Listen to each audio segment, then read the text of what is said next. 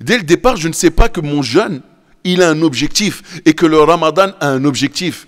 Et si je veux atteindre un objectif, je dois faire quoi? Dites-moi les frères qui faites des grandes études, dites-moi les frères qui se lancent dans des business. Quand vous lancez des objectifs, qu'est-ce que vous faites? Des efforts, un plan. On ne part pas comme ça. Quelqu'un qui veut atteindre taqwa pendant le mois de Ramadan, il ne part pas comme ça. Ouais, je vais voir, je sors. Ah, ça souffle par là, allez, je suis le vent. Tiens, je vais... Non, tu dois te dire, subhanallah, où j'en suis avec Allah. Que chaque âme observe ce qu'elle a préparé pour demain. Imagine que demain, là, tu dois te présenter devant Allah. Qu'est-ce que tu vas lui dire? Est-ce que tu es fier de tes actes? Est-ce que tu es fier des contacts que tu as dans ton téléphone? Est-ce que tu es fier de certaines applications dans ton téléphone? Mais si tu en es conscient, pourquoi tu ne changes pas? Bismillahirrahmanirrahim. Alhamdulillahi Rabbil Alamin.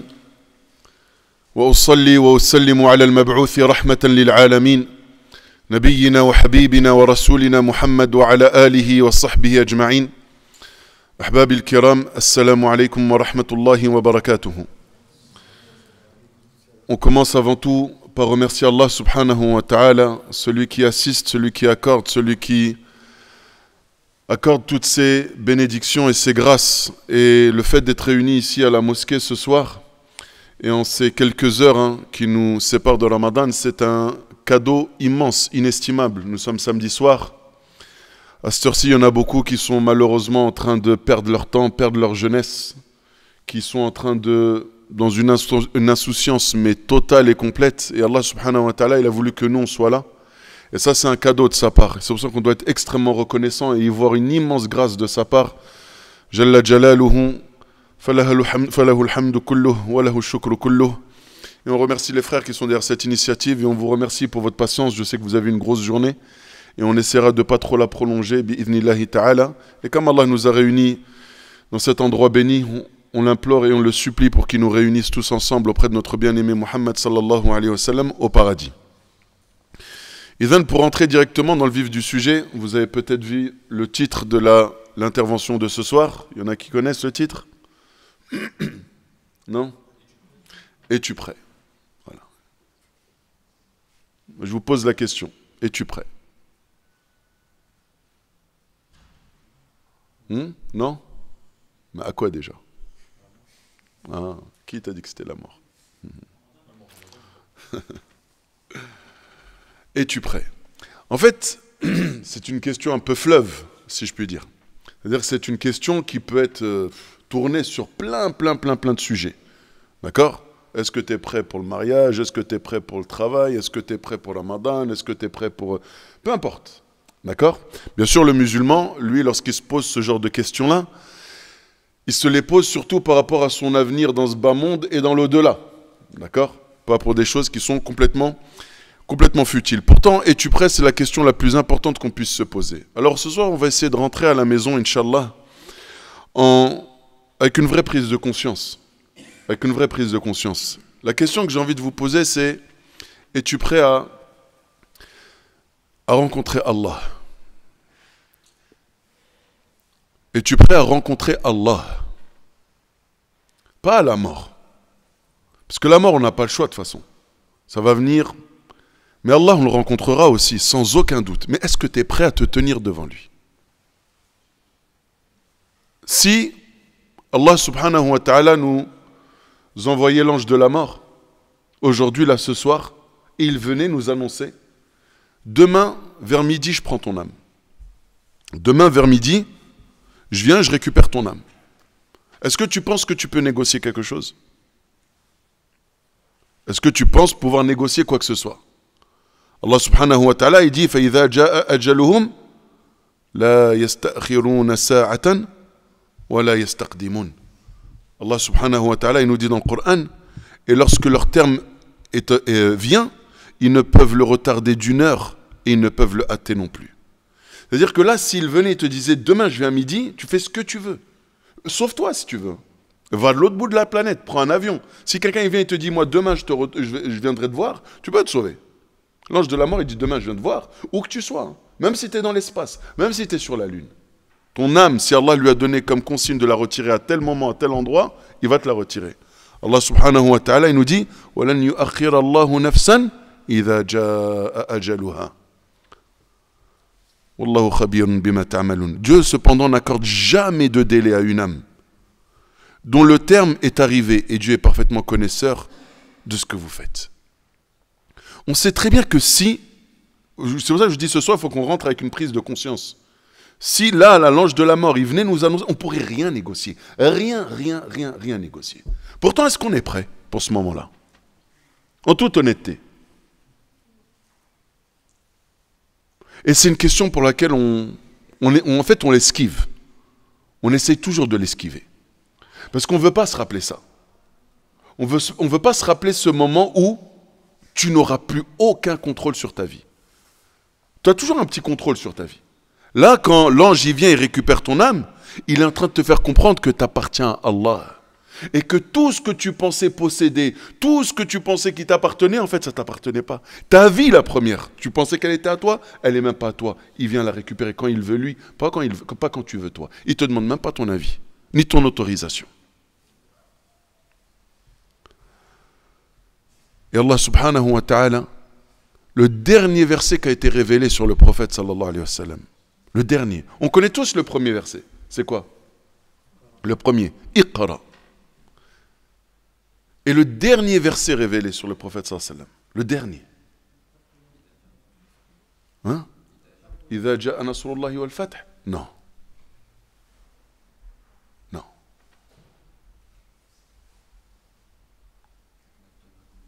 Non. Idha ja'a, ça a été révélé après celui-là d'ailleurs.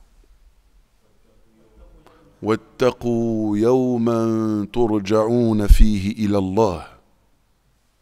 C'est le dernier verset qui a été révélé au prophète sallallahu alayhi wa sallam, et c'est le dernier passage du Coran que le prophète sallallahu alayhi wa sallam a rapporté à ses compagnons, a rapporté aux musulmans et nous a rapporté à nous. C'est quoi? وَاتَّقُوا يَوْمًا تُرْجَعُونَ فِيهِ إِلَى اللَّهِ. Et craignez le jour où vous serez ramenés vers Allah.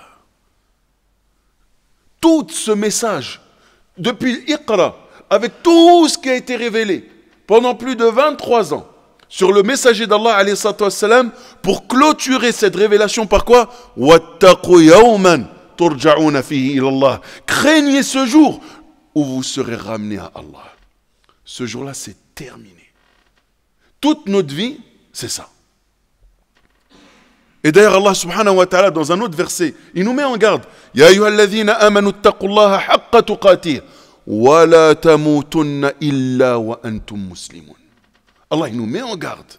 Ô vous qui avez la foi, craignez Allah comme il mérite d'être craint et ne mourrez qu'en pleine soumission. Gare à vous que l'ange de la mort vienne vous récupérer et que vous ne soyez pas entièrement soumis à mes ordres.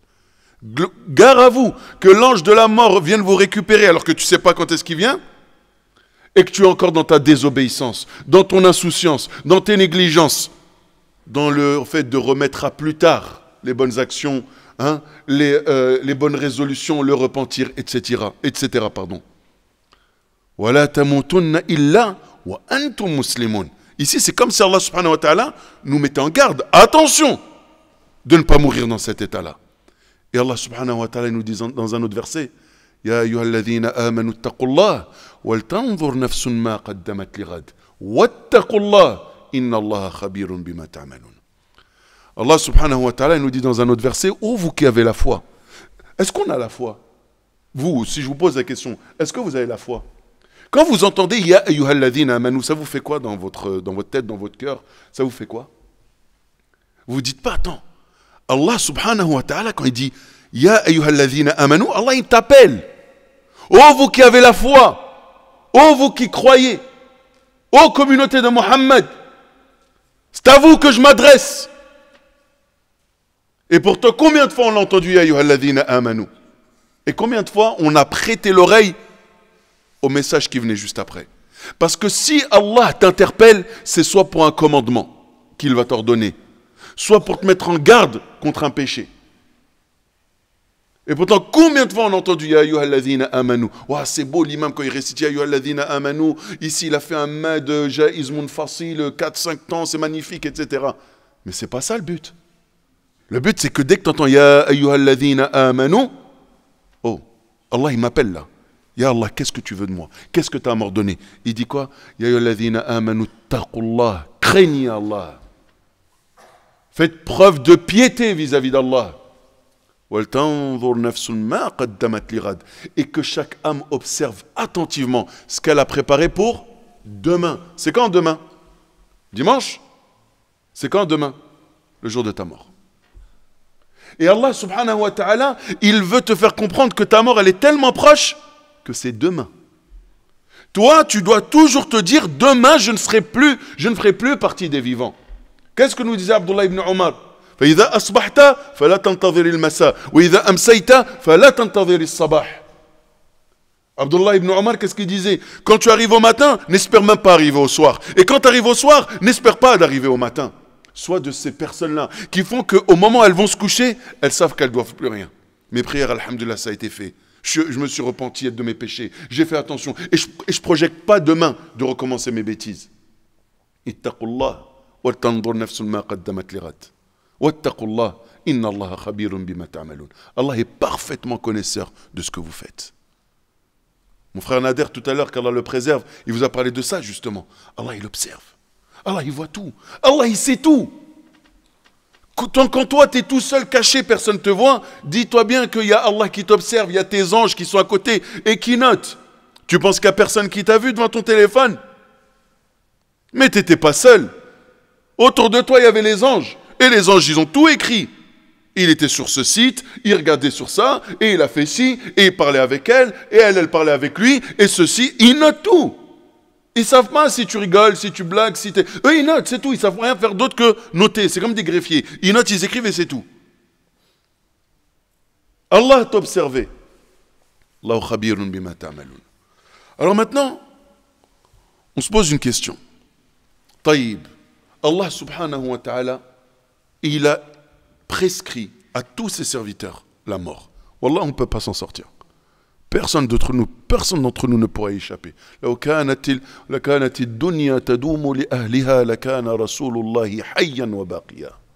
Si ce bas monde il devait demeurer éternellement pour quelqu'un, ça aurait été notre bien-aimé Mohammed qui serait jusqu'à aujourd'hui vivant.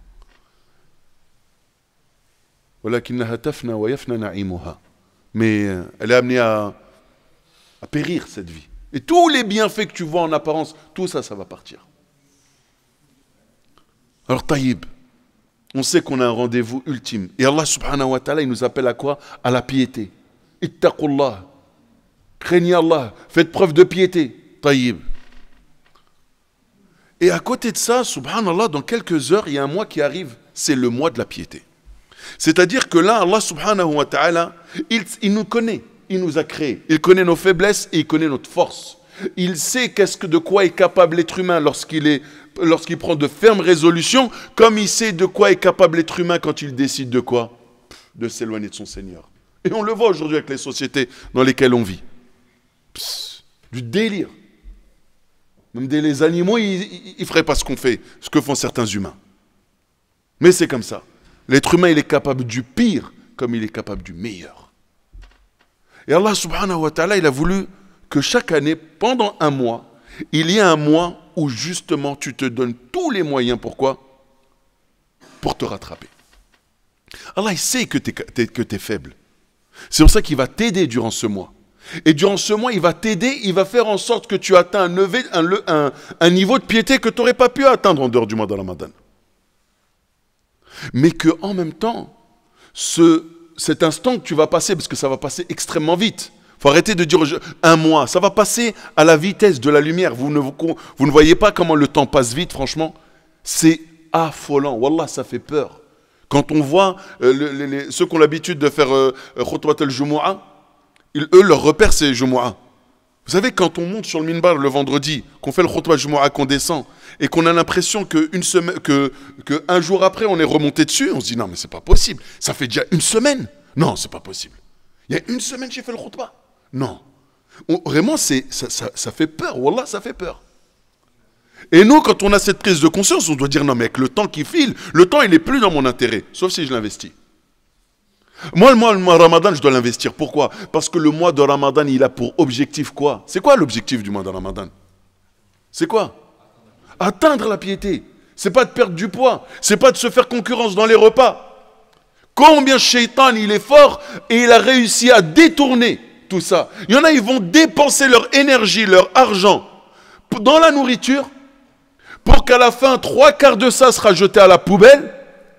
Ils vont devenir Ikhwan al-Shayatin parce qu'ils sont minal bombadhirin. À côté de ça, ils auront passé je ne sais combien de temps dans la cuisine alors qu'ils auraient pu le passer devant leur Coran. Et en plus, ils ne seront jamais satisfaits de toute manière parce que c'est trop salé, trop sucré, c'était pas bon. Laisse tomber. Jusqu'à quand on va tomber dans ce piège? Vous imaginez que les gens se préparent à Ramadan, même vous savez c'est qui se prépare le mieux à Ramadan? Vous savez, nous on est là, il reste 3-4 jours, on se dit allez, il faut que je me prépare. Il y en a, ils se sont préparés il y a déjà 4-5-6 mois. Vous savez c'est qui? Les commerçants. Non mais pour de vrai. Vous croyez que tout ce qui arrive là, depuis 15 jours, dans les magasins, mais ça, vous imaginez la promo, la typographie, tout ça, vous croyez que ça a été fait quand? Ça n'a pas été réfléchi avant, mais ça fait 4-5 mois qu'ils se préparent à ça, eux. Pourquoi? L'argent. Parce qu'ils savent que les musulmans sont quoi? Des estomacs sur pattes. Ils ne réfléchissent pas. Écrit halal, j'achète, je mange. Ils veulent des feuilles de briques, on dirait jamais de la... On dirait que c'est haram de manger des briques le reste de l'année. Mais c'est incroyable. Wallah, ça, franchement, c'est drôle, hein. Mais wallah, c'est honteux, en fait. En fait, on voit qu'est-ce qu'on représente dans ce pays. En fait, on représente quoi? Des estomacs, des gros estomacs qui marchent, c'est tout. On n'a pas de cerveau pour eux. Parce que wallahi, que si on était intelligent, au contraire, c'est le mois durant lequel les dépenses seraient en chute libre. En France, en moyenne, c'est 30, les foyers musulmans dépensent 30% de plus que le reste de l'année pendant le Ramadan. 30%. C'est énorme. Dans un mois où tu es censé manger moins. Un mois où tu es censé... Parce que le mois de Ramadan, il faut comprendre. Hein. La journée, tu ne manges pas et le soir, tu manges comme tu as l'habitude de manger. C'est pas la journée, tu ne manges pas et le soir, tu manges en rattrapant ce que tu n'as pas mangé le matin, le midi, l'après-midi, le goûter. Non, non, c'est pas ça. Normalement, c'est la journée, tu te prives et le soir, tu manges comme tu as l'habitude de manger. C'est ça, normalement. Normalement, le Ramadan, on perd du poids, vous et moi. Mais à la kulli hal. C'était pas de ça que je voulais parler de toute façon. Mais c'était pour vous dire, regardez les gens, comment quand ils savent, c'est quoi Ramadan?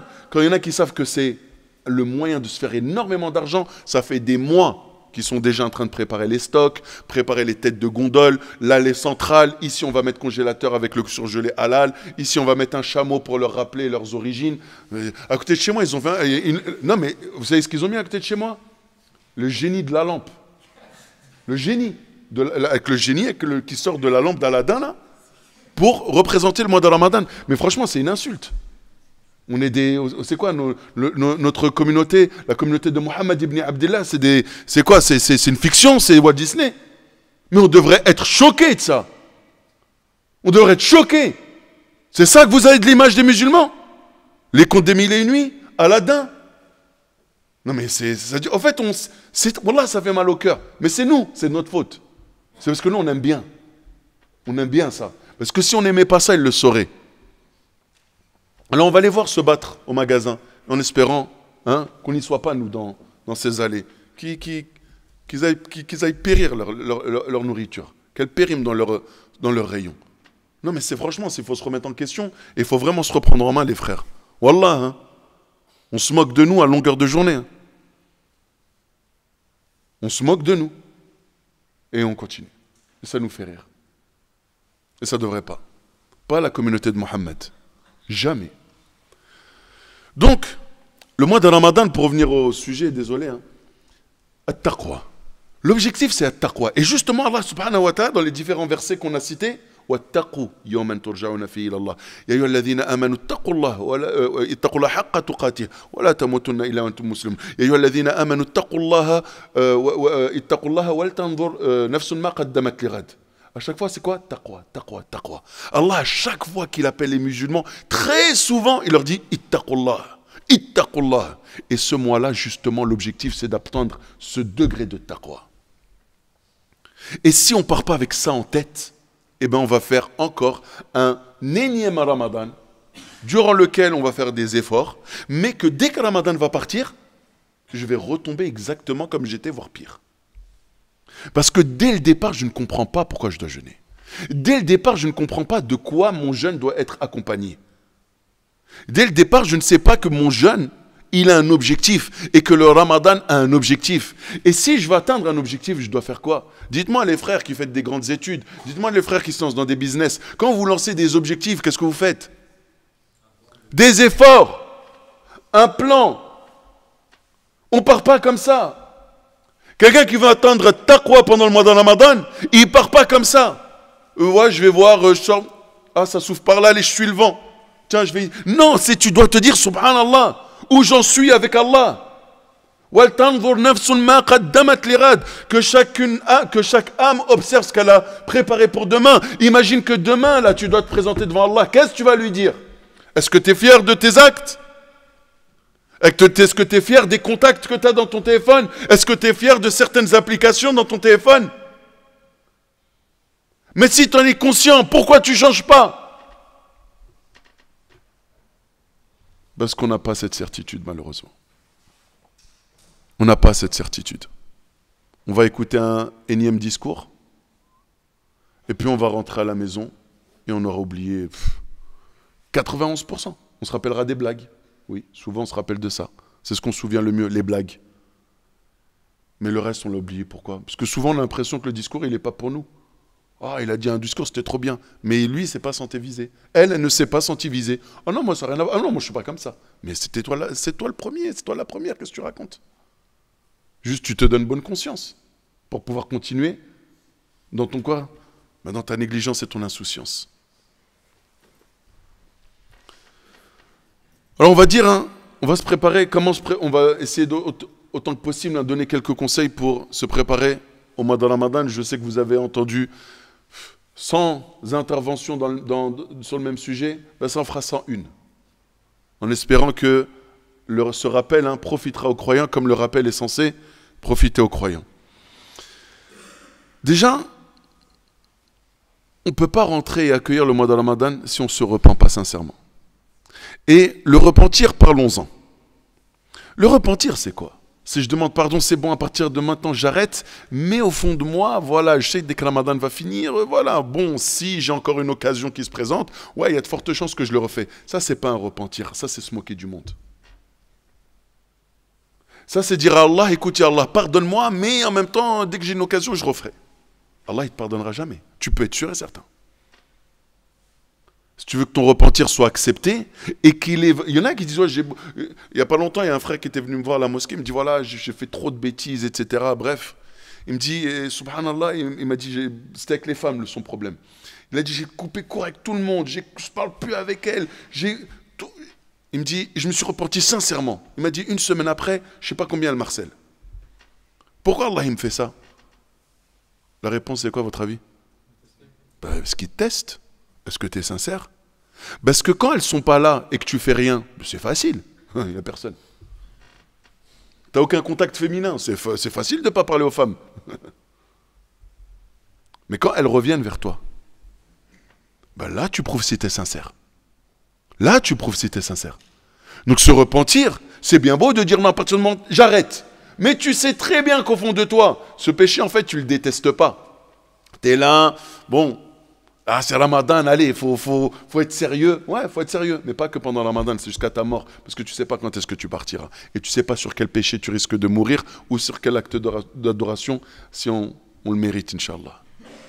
Donc déjà, il faut repartir avec un repentir sincère. Wallahi, que les péchés, il n'y a pas pire pour nous retarder, pour nous alourdir et nous empêcher d'avancer et de s'élever. C'est les péchés.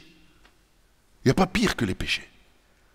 Les péchés, ce sont des taches qui viennent noircir ton cœur.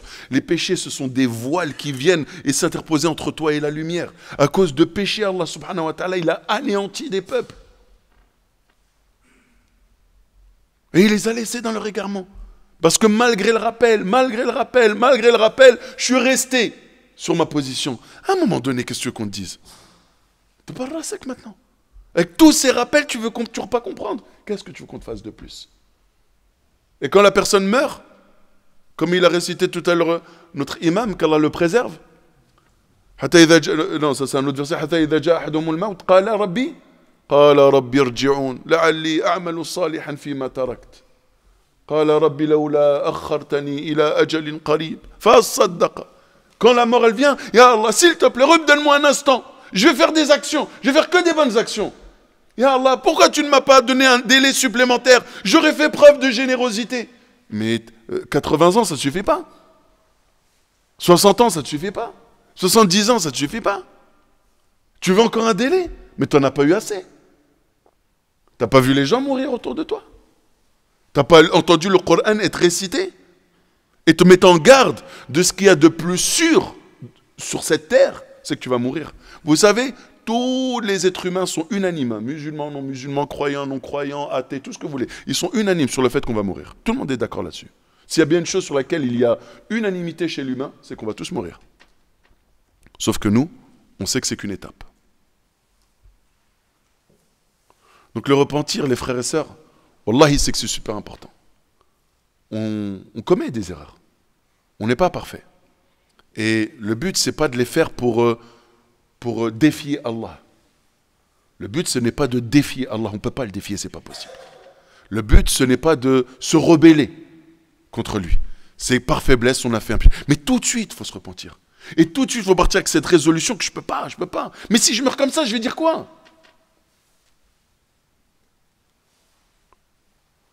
On a, dans l'exemple de nos compagnons, des compagnons du prophète sallallahu alayhi wa sallam, des pieux prédécesseurs, des gens qui étaient extrêmement pieux et qui avaient trop peur de mourir. Ils disaient, mais qu'est-ce que je vais dire à Allah? Qu'est-ce que je vais lui dire? Certains qui disaient, j'ai l'impression que l'enfer, il a été créé que pour moi. C'est incroyable. Ils se voyaient déjà en enfer, malgré leur piété, alors que nous, malgré nos manquements, non mais c'est bon, normalement j'ai un terrain, il est juste à côté dessus d'Abou Bakr. Et l'arabe, tu sais toujours pas lire, le Coran, tu sais même pas lire, salat subh, tu la fais jamais à l'heure, on te voit jamais à la mosquée, tu es toujours dans des embrouilles bizarres et avec des contacts bizarres. Et toi, non, mais moi j'ai le Firdaus, normalement c'est bon. J'ai un pavillon là-bas. Faut arrêter de se mentir. Donc déjà, par un repentir sincère. Deuxièmement, en faisant tout de suite un planning. On a tous nos obligations personnelles, familiales, professionnelles, scolaires, pour ceux qui sont encore dans les études. On a tous des obligations. Et ces obligations, elles sont importantes. D'accord? Le mois de Ramadan n'est pas venu pour bousculer tout ça en te disant « mets de côté ton travail, mets-toi en arrêt maladie, et puis quoi encore, laisse tomber l'école, tu ne feras pas d'efforts, tant pis, tu vas rater ton année, t'occupe plus de ta famille, t'occupe plus de tes obligations. » Non, le Ramadan, il n'est pas venu bousculer tout ça. Il est venu te donner encore plus de force pour le faire encore mieux. Mais à côté de ça, il est venu te quoi? Il est venu aussi t'apprendre à te recentrer vers ce qui est le plus important. Ta relation avec Allah subhanahu wa ta'ala. Alors les gens ils vont dire, ouais mais moi, Mu'allim, comment je fais moi? L'école, travail, je rentre chez moi, je fais ça, ok. Tu veux que je te trouve du temps? À une condition, tu me passes ton téléphone. Et je regarde le temps d'écran. Donnez-moi le temps d'écran qui est sur votre téléphone. Et vous verrez que du temps, waouh, il y en a énormément. Parce que quand je te dis, dès que tu as fini tes obligations familiales, professionnelles, etc., dégage-toi du temps pour te recentrer sur ta relation avec Allah. Ouais, mais j'ai pas le temps. Voilà, j'ai pas le temps. Donne-moi ton téléphone. Je vais te montrer qu'il y a du temps. Efface Snapchat. Tu vas faire quoi pendant le Ramadan avec Snapchat? Qu'est-ce que tu vas faire avec? Allez, dites-moi, vous allez faire quoi? Dites-moi à quoi ça sert. Regardez le temps d'écran pendant le Ramadan, le temps que vous avez passé avec l'application du Coran et le temps que vous avez passé avec les réseaux sociaux. Et après, posez-vous des questions. Est-ce que je suis vraiment un serviteur d'Allah ou pas? J'ai passé 15 minutes dans le Coran, j'ai passé 3 heures sur YouTube, sur Insta, sur Snap. Mais ça n'a pas de sens. On est devenu malade avec ces téléphones. On est devenu malade. On est en train de vendre notre religion. On est en train de gâcher notre au-delà. Pourquoi? Pour des applications qui ne sont même pas utiles. Combien de personnes n'ont pas de réseaux sociaux? Ils sont vivants ou ils sont morts? Ils sont bien plus vivants que vous. Bien plus vivants que ceux qui sont accrochés à leur réseau. Mais qu'est-ce que tu t'en moques? Qu'est-ce qu'il a mangé? Qu'est-ce que tu t'en moques de ce qu'elle a acheté? Qu'est-ce que tu t'en moques de où elle est partie voyager? Où il est parti faire son stage ou je ne sais quoi? Qu'est-ce qu'on s'en moque? Franchement, mais votre vie, elle est aussi ennuyante pour vous intéresser à celle des autres. Votre vie, elle est aussi ennuyante que ça. Vous n'avez rien d'autre à faire. Il n'y a pas de livre à lire. Il n'y a pas d'études à faire. Il n'y a pas d'enfants qui s'occupaient. Il n'y a pas de jeunes dans le quartier qu'il faut un peu guider, un peu remettre dans le droit chemin. Non, chacun sur son téléphone. Et pendant Ramadan, ça sera pareil. Pendant Ramadan, on le voit, Tarawih, ils sont en train de snapper. Mais t'es malade. Voilà, on arrive à un point, on se dit non, on n'aurait pas pu imaginer ça. C'est Tarawih, salam alaikum, il snappe la mosquée. Ouais, on a la mosquée, ah, mashallah. Mais c'est pas normal. Wallahi l'azim, c'est pas normal. Tu peux me ramener n'importe quelle excuse, je suis désolé. C'est injustifiable cette attitude. Injustifiable. À part l'ostentation, qu'est-ce que c'est? À part être de l'ostentation, qu'est-ce que c'est? Allah dit لو أنزلنا هذا القرآن على جبل لرأيته خاشعا متصدعا من خشية الله. Allah, quand il parle du Coran, il dit s'il avait été révélé sur une montagne, tu l'aurais vu éparpillé, exploser, finir en poussière par la crainte d'Allah. Et nous, on écoute le Coran, la seule chose qui nous passe par la tête, c'est de snapper ensuite. Normalement, tu dois écouter le Coran, tu te remets en question. Les gens, ils lisaient le Coran, ils tombaient dans les pommes, ils pleuraient, ils s'en remettaient plus. Et pas parce que la voix de l'imam était belle, parce que les paroles étaient fulgurantes. Et nous? Waouh, mortel, la récitation. Mais la récitation, c'est bien, mais c'est la parole dont on a besoin. Et c'est pour ça qu'il faut se trouver un temps, chaque jour, pour se concentrer sur le Coran. Le Coran, c'est important. Wallahi, que si vous abandonnez le Coran, vous n'avez plus rien dans votre vie. Le Coran, c'est ton guide. C'est lui qui va te montrer le chemin. C'est ta bouée. C'est elle qui va te sauver là, dans cet océan de façade, de mal, de turpitude, de péché. Cette bouée de sauvetage, c'est le Coran al-Karim. C'est ta lumière avec laquelle tu t'éclaires dans cette obscurité-là dans laquelle on vit. Wallahi, que sans le Coran al-Karim, on a tout perdu. Wallahi. Et ce n'est pas qu'en le récitant, en le lisant, mais on a besoin de comprendre. Allah t'a éprouvé notre bien-aimé Mohammed sallallahu alayhi wa sallam pendant 23 ans. Allah t'a envoyé cette parole et tu l'as protégée et t'as voulu que, contrairement à toutes les autres paroles précédentes, t'as voulu qu'elle ne soit jamais modifiée. Ya Allah, t'as voulu que ta parole arrive jusqu'au jour du jugement dernier sans jamais qu'on la change d'une lettre. Ya Allah, c'est quoi le message que t'as voulu nous dire? Le Coran n'a pas été révélé aux compagnons, il a été révélé à Mohammed sallallahu alayhi wa sallam et à l'ensemble des musulmans jusqu'au jour dernier. Toi le premier. On a l'impression que le Coran, il interpelle les autres. Mais il t'interpelle toi. Quand Allah il parle du mensonge, quand Allah il parle de la gravité, de parler sur les gens, de la médisance, le fait de colporter, le fait de voler, le fait de faire zina, le fait de faire riba, il parle à toi. On pense que le Coran s'adresse aux autres. Moi, c'est pas pour moi qu'il a été révélé. Mais bien sûr que c'est pour toi. C'est le guide qui a été envoyé, le livre qui a été envoyé comme guide, dans lequel il n'y a aucun doute. C'est une voie droite pour les pieux. Pour ceux qui veulent la taqwa. Al-muttaqin. Comment tu veux devenir muttaqi et tu te éloignes du Coran? C'est pas possible. Donc, gérer son temps pour dégager un maximum de temps en priorité pour le Coran. Pour le Coran. Ceux qui savent lire l'arabe, alhamdulillah, donnez-vous un programme. Vous n'êtes pas obligé de le clôturer. Hein. Si vous lisez bien fluidement, oui, clôturez-le, c'est bien 1 ou 2 fois, même si vous pouvez. Mais à côté de ça, vous maîtrisez l'arabe, alhamdulillah, et prenez un tafsir à côté. Il faut que vous compreniez ce que vous lisez. Il faut que dès que vous inversez, ah, subhanallah, c'est ça qu'Allah il a voulu dire par là. Ah, j'ai pas compris ça. Wallah, tafsir, c'est un truc de fou. Tafsir, c'est magnifique. Quand vous lisez un verset, que vous dites, d'accord, c'est ça qu'Allah il a voulu dire. Et quand vous ne maîtrisez pas l'arabe, prenez un Coran arabe français.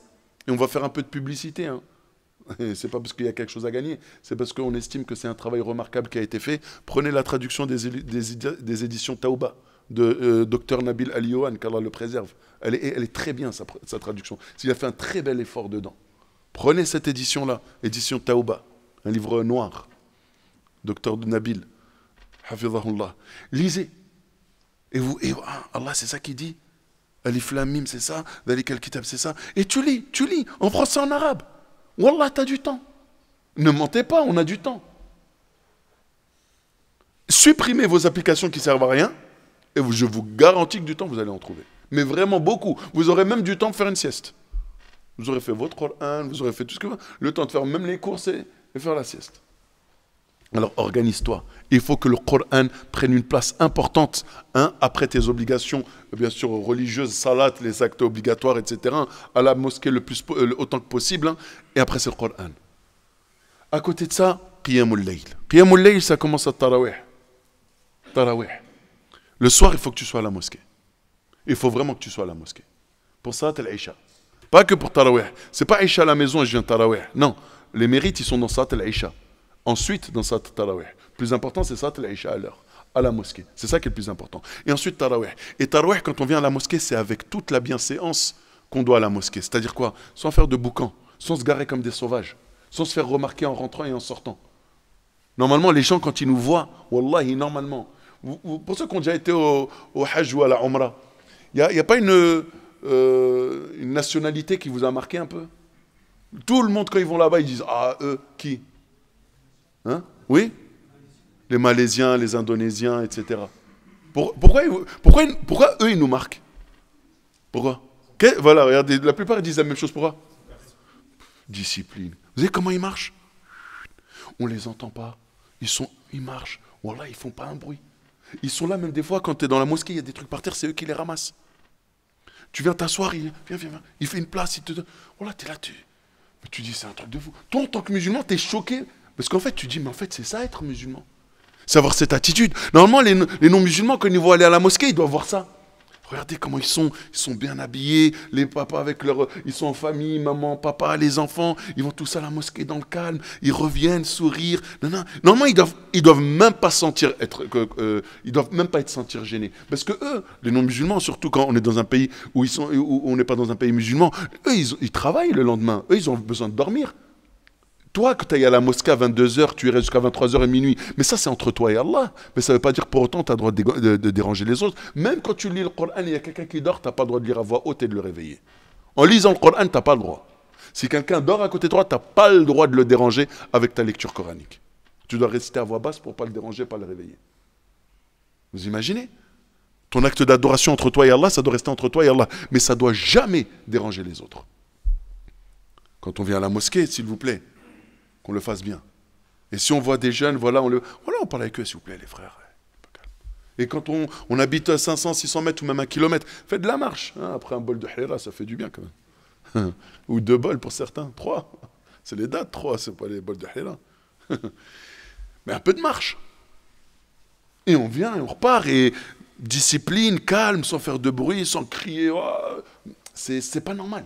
En fait, ça va pas du tout avec l'esprit de Ramadan, qui est normalement un mois de quiétude, de calme, de paix. Quand Allah nous parle de la nuit de Laylatul Qadr, comment il dit? Salamun hiya, salam. C'est une nuit de paix, remplie de paix. Elle est paisible. Et normalement, Ramadan, c'est comme ça. Parce qu'Allah, il descend, les anges descendent, les portes de l'enfer sont fermées, celles du paradis sont ouvertes. Normalement, c'est un mois où on doit sentir énormément d'ondes positives. Alors quand on vient à la mosquée, c'est avec cet esprit-là. Et quand on sort de la mosquée, c'est avec cet esprit-là. Et quand on est au travail, c'est avec cet esprit-là. Mais ça, t'es pas fatigué avec le jeûne? Pas du tout, au contraire. Tu montres que, pas de problème, t'en fais même plus. Waouh. Mais le prophète sallam, qu'est-ce qui s'est passé pendant le Ramadan? Badr, Fatah Mecca, pendant le Ramadan. Parce qu'il a dit non, c'est le Ramadan, laissez tomber, on remet ça le mois plus tard. Non, parti. Les plus belles victoires qu'il y a eu, c'était pendant le Ramadan. Les plus belles victoires qu'il y a eu dans l'histoire de l'islam pendant la vie du prophète, c'était pendant le Ramadan. Badr et Fatah Mecca. Donc s'organiser, s'organiser. Et les actes d'adoration sur lesquels il va falloir se concentrer, on a dit, d'accord, prière à l'heure, bien sûr, à la mosquée autant que possible, la lecture du Coran, les prières nocturnes, comme le prophète l'a dit, Man qama ramadana imanan wa ihtisaban, ghufira lahu ma taqaddama min dhanbihi. Celui qui passe les nuits de Ramadan, imanan, poussé par la foi, motivé par la foi, wa ihtisaban, avec le désir de la récompense qu'il y a auprès d'Allah, en espérant la récompense auprès d'Allah, ghufira lahu, ses péchés seront pardonnés. Ses péchés mineurs. Oui, barakallah fik, merci de le préciser. Puis, c'est bien de faire Qiyamul Layl ici à la mosquée, mais c'est bien aussi d'en faire un peu à la maison. Faites-en aussi à la maison. Quand vous vous levez le matin, suhour, faites en sorte de vous organiser pour que vous ayez un temps pour prendre votre collation, bien sûr, Un temps pour faire 2 rak'a. 2, allez, 2. 2. C'est bon? 2, tu peux faire 4, 6, 8, peu importe. Et un temps pour faire un peu dua dhikr. Et bien sûr, autant que possible, salat subh à la mosquée. Donne-toi ce temps. Ne dis pas, attends, et c'est à quelle heure on arrête de manger? 5h15. Vas-y, je me réveille à 5h10. 5h10, mais voilà, je rentre dans la cuisine. Là. J'avale, ah là, c'est fini. J'ai fini de manger. Et là, ça y est, c'est dans quelques minutes, ça y est, c'est fini. Non. On doit profiter de ces instants. On doit vraiment... C'est un mois d'effort. Wallah, ça va passer vite. À la fin, on va dire, pourquoi j'ai pas fait? Franchement, qu'est-ce que... Et quand vous allez le faire, à la fin, vous allez dire, mais... En fait, c'est rien. Et le reste de l'année, ça va vous motiver à faire plus. En fait, c'est comme ça que... C'est ça qui fait que par la suite, ça perdure. C'est parce que quand tu vas faire ces efforts, tu vas les faire. Et qu'après Ramadan, tu vas voir que Allah nous en demande beaucoup moins. Et que tu vas voir que tu peux faire largement plus qu'avant. Parce que c'est beaucoup moins que ce que tu as fait pendant Ramadan. Et tu te rendras compte que finalement, du temps pour lire le Coran, franchement, j'ai le temps. 2-3 pages par jour, c'est facile. J'en lisais 10 pendant Ramadan. Là, 3 pages, j'y arrive. 4 pages, j'y arrive, alors qu'avant, j'en lisais peut-être jamais. Et c'est comme ça qu'on devient pieux. C'est comme ça qu'on devient meilleur. Et c'est comme ça qu'on concrétise ce qu'Allah attend de nous. Craignez Allah. Puis, autant que possible, donc faire des prières surrogatoires à la maison, c'est important. Se couper des distractions. Laissez tomber. Laissez tomber. Séries télévisées, foot, laissez tomber. Franchement, laissez tomber. Ça ne vous apporte rien dans ce bas monde. Malheureusement, quand tu vois des séries, c'est catastrophique. Tu vois que du haram, des femmes qui ne sont pas habillées, des scènes dénudées, des scènes un peu entre un homme et une femme, etc. Enfin bref. Oh, comment un musulman il peut passer du temps là-dessus? Comment? Les yeux, ils ne vont pas être interrogés, Yom al-Qiyamah?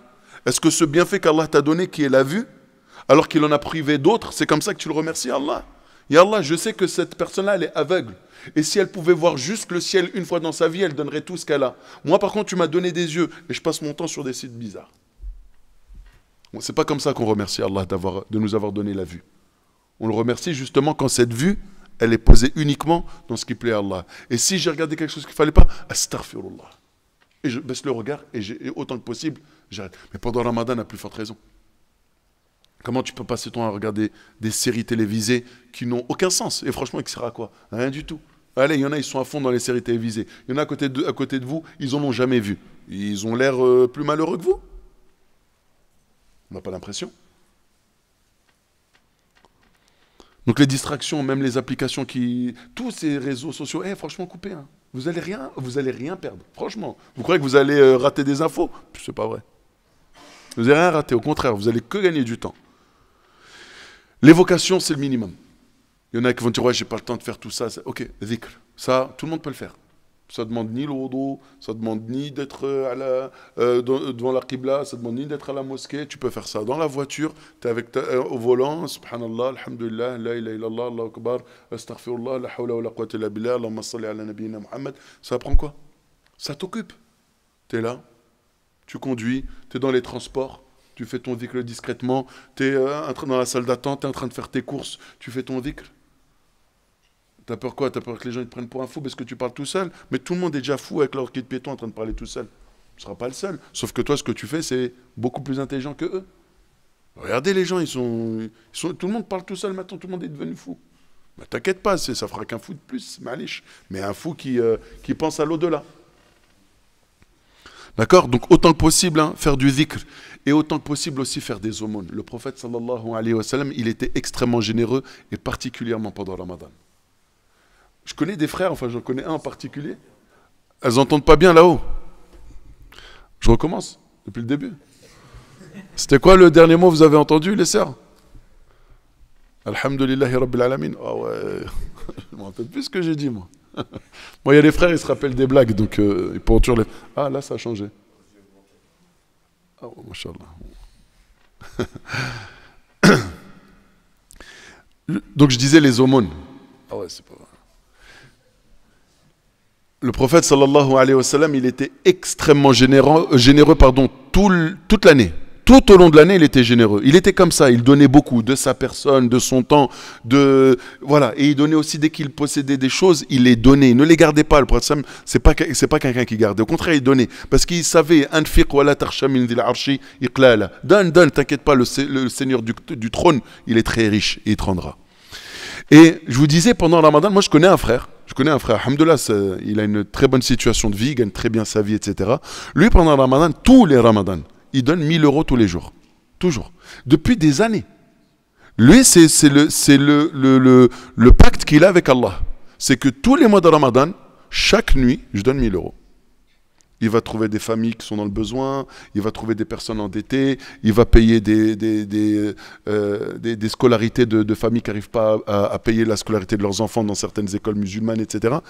Lui, c'est comme ça. Et depuis des années, depuis que je le connais, tous les mois de Ramadan, il a son enveloppe qui est déjà prête. Ça, c'est mon enveloppe spéciale Ramadan, alors que le reste de l'année, il donne déjà beaucoup. Mais ça, c'est spécial. Oui, vous comprenez qu'il y a des gens, ils ont compris comment ça marche avec Allah. Nous, on est là, on se dit, wow, c'est un truc de fou à quoi il pense. C'est pas un truc de fou, c'est parce que lui, il connaît Allah. Vous voyez ce qu'il a dit tout à l'heure, Nader? Il faut connaître Allah. Quand tu connais Allah, c'est bon, tu sais comment ça marche avec lui. Tu sais comment ça marche avec Subhanahu wa ta'ala. Tu sais qu'il est généreux, qu'il donne. Tu n'as pas peur de donner. Et nous, les musulmans, on est une communauté qui est connue pour la générosité. Vous voulez une preuve? Toutes les personnes qui sont dans les feux rouges et qui veulent faire la manche, ils mettent quoi? Un hijab. Vous vous êtes jamais demandé pourquoi? Parce qu'ils savent qu'il n'y a que la communauté musulmane qui est quoi? Qui est soucieuse. Dès que tu vois le hijab, oh ma soeur elle est en galère, etc. Et très souvent, dès qu'elle te sourit, tu vois 2 dents en or. T'as compris que... Ah non, c'est pas Fatima ça. Quelqu'un d'autre. Mais ils savent. Ils ont compris. Ils savent. Parce qu'ils savent que la communauté musulmane, elle est très généreuse.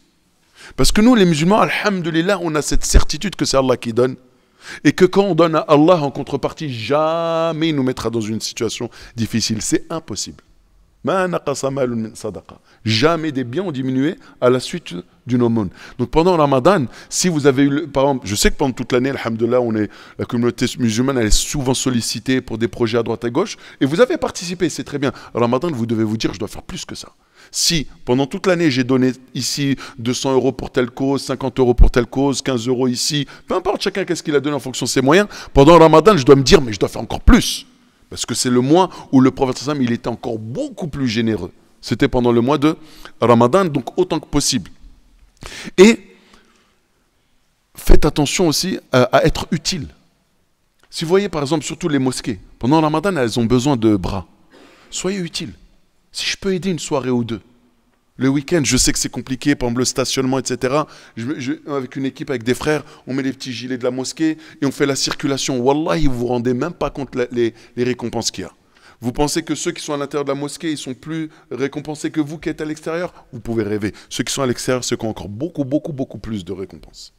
Parce que c'est par l'intermédiaire et par les efforts de ceux qui sont à l'extérieur que ceux qui sont à l'intérieur sont en train de prier en paix. Faites ça. Rendez-vous utile. Tu es à la mosquée, ils font les iftars. Vas-y, 1 ou 2 fois par semaine, je me rends utile, je m'occupe de iftar. Je viens, je fais la table, je pose la table, je ramasse, on fait le ménage, on essuie, etc. à la maison d'Allah. D'accord? Cette maison-là, elle n'a pas été construite pour 3-4 personnes, elle a été construite pour toute la communauté. Et subhanallah, vous avez même vu, même ceux qui viennent des autres villes peuvent venir, on ne leur demande pas leur papier. T'es de quelle t'es où? T'es de Bobigny? Ah non, tu ne peux pas rentrer si t'es pas de Bobigny. Non, alhamdoulilah, tu rentres, c'est pas la préfecture. Tu rentres ici, tu es chez Allah. Tu n'es pas chez un tel, tu es chez Allah. Eh bien, soyons quoi? Soyons utiles. Il y a des gens, machallah, ils ont compris le business. On voit là, tout à l'heure, je regardais les annonces, la Masjid Clean. Ça, les gens, ils ont compris. Voilà, il y a des gens, ils sont intelligents. Ils se sont dit, qu'est-ce qu'on va faire? Viens, on fait un groupe de personnes. Et dès qu'il y a une mosquée qui a besoin qu'on fasse le ménage chez eux, c'est nous, on y va. Ben, franchement, c'est extrêmement intelligent. Il fallait y penser. Parce qu'il y en a qui ont compris comment ça marche avec Allah. C'est que des fois, des petites choses, c'est énorme auprès d'Allah. On ne sait pas qu'est-ce qui nous fera rentrer au paradis. On pense que quoi? C'est ces conférences-là?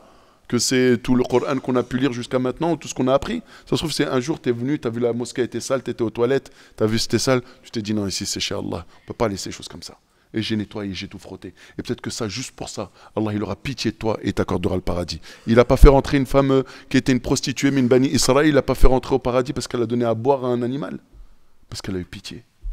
Et juste pour ça, Allah lui a pardonné toute sa vie. Non, c'est pas ce qui va nous faire rentrer. Bah, peut-être c'est un jour tu es en train de faire la circulation, tu as empêché quelqu'un de se garer n'importe comment, ça a empêché du fait par la suite que la mosquée elle ait une mauvaise image, etc. Et peut-être que pour ça, Allah te fera rentrer au paradis. Alors bien sûr, tu te concentres dans tes actes d'adoration classiques, mais fais des choses aussi que tu n'as pas l'habitude de faire, qui en apparence sont peut-être pas des actes d'adoration, mais qui sont des actes qui sont encore plus aimés, plus utiles pour la communauté, et plus les actes ils sont utiles pour la communauté, et plus ils sont aimés pour Allah subhanahu wa ta'ala. On va finir rapidement. Et bien sûr, c'est bien beau de faire un programme avec les actes qu'il faut faire. Mais il ne faut pas oublier aussi que pendant le mois de Ramadan, il y a des pièges dans lesquels il ne faut pas tomber. D'accord? Il y en a qui vont faire des nuits blanches pour rien. Non, dors. Quand tu es rentré de Salat al-Isha, si tu as un peu d'énergie pour faire quelques rak'at ou lire le Coran, fais-le. Pas pour regarder la télé. Si tu as de l'énergie pour regarder la télé, regarde un livre, c'est mieux. Sinon, dors. Pour que tu te réveilles bien avant ce soir, tu as le temps de faire quelques rak'at, tu manges, tu peux aller à la mosquée. Mais ne gaspillez pas votre temps, ça ne sert à rien. Les veillées, en fait, le mois de Ramadan, on a l'impression qu'on devient des chauves-souris. La nuit, on est très actif et la journée, on dort. Non, on n'est pas des chauves-souris. On reste des musulmans actifs. Sauf que d'habitude, je dors quoi? 6 heures, 7 heures peut-être par nuit. Bah là, je vais réduire, je vais dormir 5 heures. D'accord? C'est ça le but. D'accord? Donc faites attention. Et surtout les péchés. Surtout les péchés. Surtout les péchés. Wallahi al-azim, il n'y a pas pire pour annuler toutes nos bonnes actions que les péchés. Pour être simple, il nous dit quoi? Rubba sa'imin laysa lahu min siyamihi illa al-ju' wal-'atash. Il se peut qu'un jeûneur, finalement, tous les efforts qu'il a fait dans sa journée, la seule chose dont il peut se vanter, c'est d'avoir enduré la faim et la soif. Zéro hasanat. Zéro hasanat. Tu t'es levé avant subh, tu as mangé, tu as prié, tu as jeûné, jusqu'à la fin, hasanat, zéro. Pourquoi? Il ment, il parle sur les gens, il regarde des choses cheloues, il parle avec des filles, elle parle avec des garçons, et Namim al-Riba en train d'espionner les gens. Le prophète Sam, il nous dit même dans le hadith, il dit Man lam yada' qawla az-zur wal 'amala bihi wal jahl falaysa lillahi hajatun an yada'a ta'amahu wa sharabahu. Le prophète Sam, il dit celui qui n'est pas capable de délaisser les propos mensongers ou les attitudes mensongères, etc. Hein? Eh bien, Allah n'a que faire. Il n'a pas besoin de sa part qu'il délaisse la nourriture, la boisson. En gros, si c'est pour faire des péchés, mange. À quoi ça sert?